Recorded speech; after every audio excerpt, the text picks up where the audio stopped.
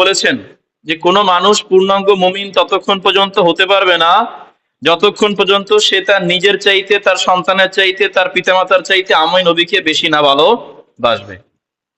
এবারে আপনার হৃদয়ের কাছে প্রশ্ন করবেন, আসলেই আমার কি নিকটে আমার নবী বেশি প্রিয় না আমার জীবন বেশি প্রিয়?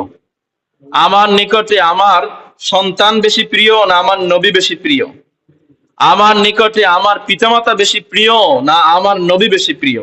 এটা আপনারা নিজেরা মনে মনে মিলাবেন। আজকের আলোচনাটা এই দিকে যাচ্ছি এই কারণে, খুব সম্প্রতি বাংলাদেশের একজন কলামিস্ট শাহবাগী রাখাল রাহা নাম ওনার, উনি রাসূল সাল্লাল্লাহু আলাইহি ওয়াসাল্লামের শানে কটূক্তি করেছে, গালিগালাজ করেছে। আরো দুইজন, একজন আমার মতো হুজুর মুফতি, উনি ইসলাম ছেড়ে দিয়েছেন এবং রাসূল সাল্লাল্লাহু আলাইহি ওয়াসাল্লামের সাথে বেয়াদবি করেছেন।